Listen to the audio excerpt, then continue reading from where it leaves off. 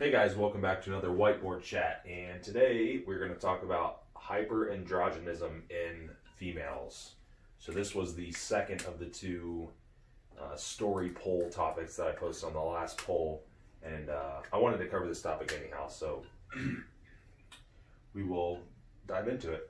So again, I always kind of like to go over the goal of the video and major takeaways. So I just want people to be able to identify hyperandrogenism on lab work, perhaps, or be able to look for symptoms, or at least know, like, if it's present, some basic ideas in terms of how it might be treated, or how to backtrack the cause.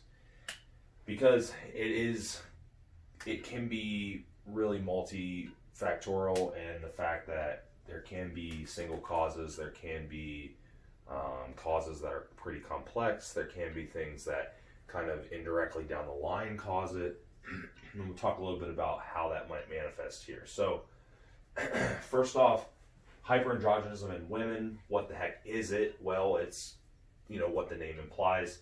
It's androgens that are high, above normal. It can be slightly high, it can be moderately high, it can be extremely high. Kind of depends on the cause, as to what the severity is.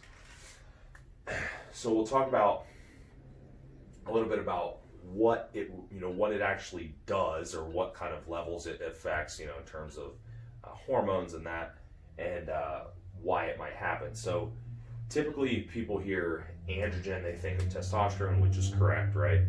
There are other androgens that this can impact. A lot of the time when this term's thrown around, it often refers to PCOS, which is common.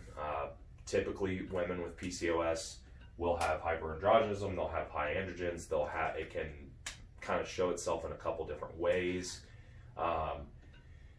Normally testosterone is the one that you're primarily going to see that's high. However, there are situations where you might see other androgens that are high, which this can kind of get missed in lab work, because a lot of the time these androgens won't necessarily be tested in blood work, especially.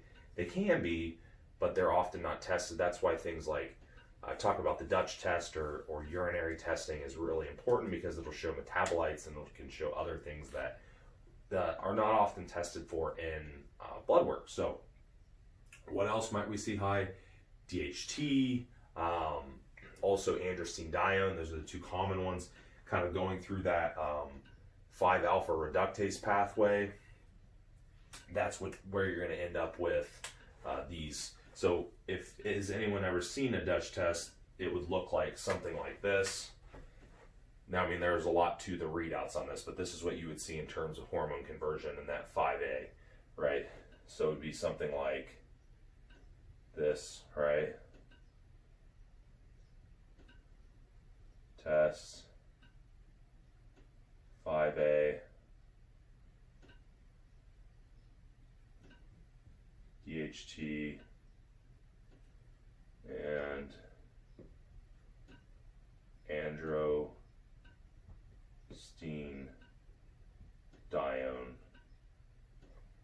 I'm not sure, that might actually be the other way around. Might have spelled that wrong. Shit, I don't know. I might have spelled it wrong. But anywho, and it might be actually flipped on the test. I'm not sure, because there's a 5A, 5B. But yeah, you might see this. So you could see normal test levels, but some of the androgens are spiked, right? So that's hyperandrogenism. That's still going to potentially come with a lot of the side effects that are present, right?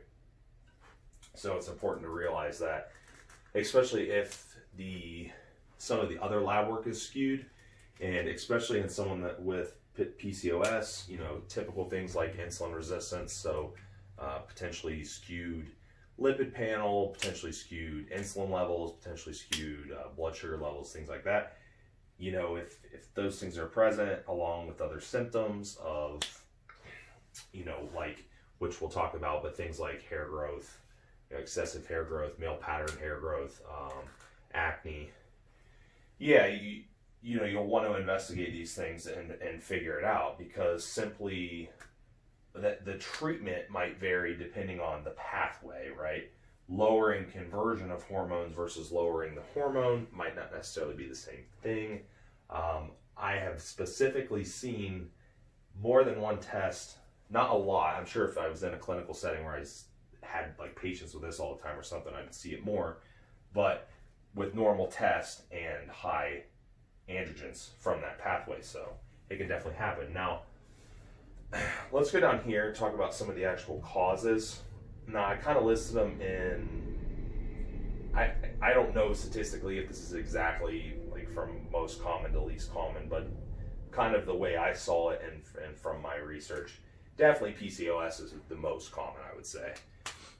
Polycystic ovary syndrome, right? You have cysts on the ovaries, they cause basically malfunction in hormone production, among other side effects. Idiopathic hirsutism, that's kind of unknown cause, where they're not really sure why you're having the side effects. Adrenal hyperplasia, so disruption in production of adrenal hormones. Females especially will produce some of their hormones through their adrenal glands, some of their sex hormones, and males obviously produce adrenal hormones, right? But women specifically, things like progesterone especially, so that can be an issue. Cushing's, if you've heard me talk about Cushing's disease or Addison's disease, Addison's would be adrenal insufficiency, where Cushing's would be a high, right, an autoimmune issue typically that causes very high cortisol. So again, adrenal problem. Hyperprolactinemia, so high prolactin, extremely elevated prolactin causing abnormal secretion of androgens. Ovarian tumor, well, if you have a tumor on the ovaries, even, benign tumor even, it's potentially going to cause some dysfunction in hormone production.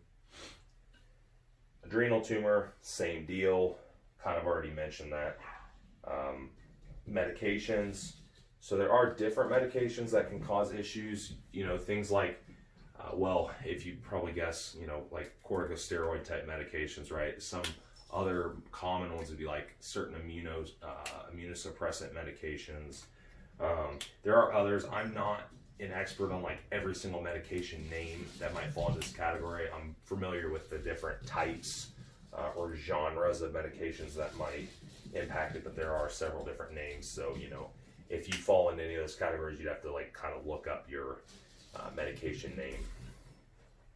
All right, so also we'll look up here. So that's a little bit of pathways and a little bit of cause and effect, I guess, if you want to call it that.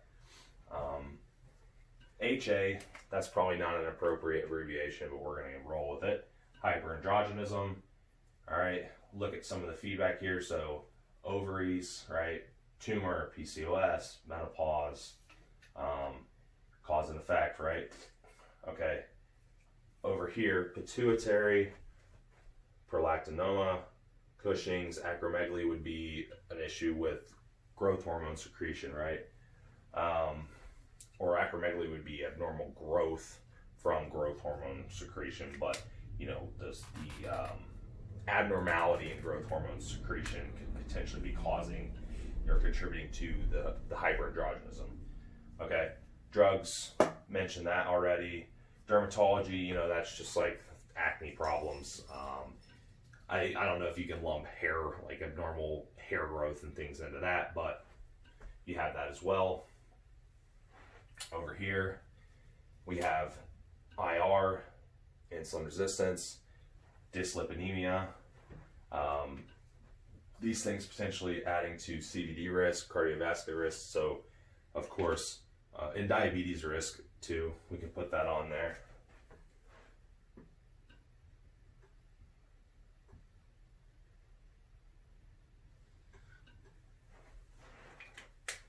Right, so, because a lot of the time, women that do have these issues, especially PCOS and accompanying insulin resistance and dyslipidemia, a lot of the time they have issues with weight gain and obesity, right? So, of course that can manifest into a chronic issue and potentially diabetes and just kind of exacerbate from there.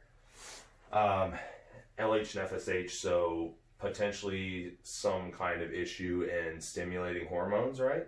That can happen.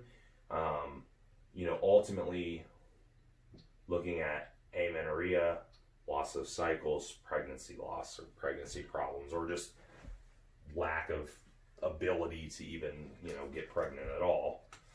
If the person isn't ovulating, that's going to be an issue, obviously. Now, this is where it's not necessarily cut and dry. I mean, there are women with PCOS that ovulate. There are women with hyperandrogenism that ovulate. There's some that don't. There's some that have periods very irregularly but still ovulate. There's some that don't have periods but could still maybe ovulate. I mean, when I say periods, they do actually like the bleeding, right?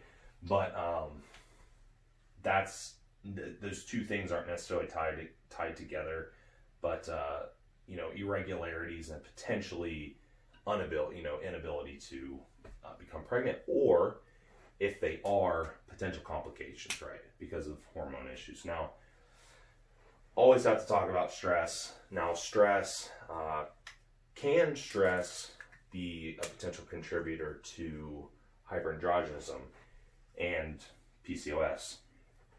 I would say yes. Now, we talked about Cushing's and adrenal hyperplasia and those things. What about chronic stress and stress hormone release and high production of adrenal androgens? Could that cause it? It seems like the literature does support that. And it makes sense on paper that could definitely cause it. And you see it as well. You see it in our population with girls that compete, or they're chronically overexercised, and a combination of just being overtrained and overstressed for long periods of time, ending up with PCOS. It's a lot of the time manifesting from this pathway or this idea versus some of the other things that they might be born with or end up with, like tumors and things of that nature, or autoimmune issues, which you can end up with autoimmune issues from, or at least exacerbate them from stress, surely. But so I think this is definitely very relevant to our population, and definitely seen it kind of pan out that way, right? So that's something to keep in mind. Just a couple little things here, right? Typically comes with difficult time with weight and fat loss, potentially because of some of the issues I mentioned up here, insulin resistance being one of them, especially common in PCOS. Muscle mass, now that is a positive. So there was some talk with like Olympic athletes and high level athletes and things having hyperandrogenism. They're actually testing their hormones, and they're high test levels and things like that. Is it an advantage? Probably in that regard. From athletic performance standpoint, yep. Definitely help with building muscle. Might not necessarily help with optimal body composition in terms of fat, body fat reduction, but muscle and strength, definitely. I've seen it before.